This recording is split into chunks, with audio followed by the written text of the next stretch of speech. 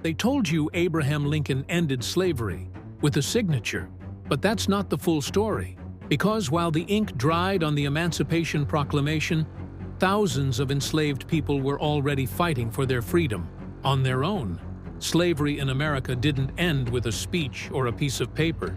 It ended because enslaved people refused to stay enslaved. Long before Lincoln acted, they were already running, escaping through thick forests, wading across rivers under moonlight, leaving behind families, homes, and everything they knew, for a chance at something they'd only ever dreamed of: freedom. They forged hidden paths, built secret networks. They whispered coded songs and stitched maps into quilts. They followed the North Star, with nothing but hope in their hands and courage in their hearts. By 1863, tens of thousands of self-emancipated men, women, and children had already reached Union lines. They weren't just refugees, they were freedom seekers. They built camps from scratch, worked to survive, and began shaping a new life out of the ashes of bondage. They didn't wait to be saved, they saved themselves.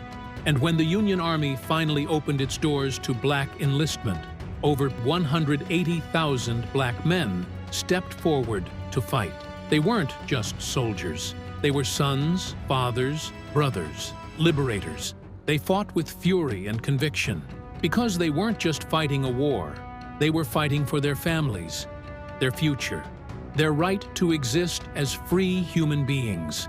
Their bravery turned the tide of the war, but so did the quiet acts of resistance back on the plantations, the slowdowns, the sabotage, the strikes and escapes, the passing of rumors that planted seeds of revolt in the minds of the enslaved. The South's economy didn't collapse just from battles. It crumbled because enslaved people walked away from the fields. They refused to fuel a system built on their backs. This wasn't passive. It was a revolution, a movement powered not by politics, but by people, black people, who risked their lives for something no one had ever handed them: freedom. The Emancipation Proclamation? It was a turning point, but it wasn't the end.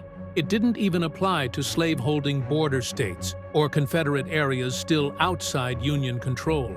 Slavery didn't vanish overnight. It took 2 more years of bloodshed, 2 more years of courage and resistance, before the 13th Amendment finally made slavery illegal across the United States. But by then, freedom was already in motion, because freedom wasn't granted, it was claimed by those who refused to be invisible, by those who defied laws, masters, and chains, by those who believed their bodies and souls were their own and dared to act on that belief. They fought for a country that had denied them everything, and still, they chose to fight. Not just to end slavery, but to redefine what freedom truly meant. History forgot most of their names, but their legacy is written in every step forward this nation has ever taken. They didn't wait for liberation to find them. They became the liberation. And that's the part of the story we must never forget.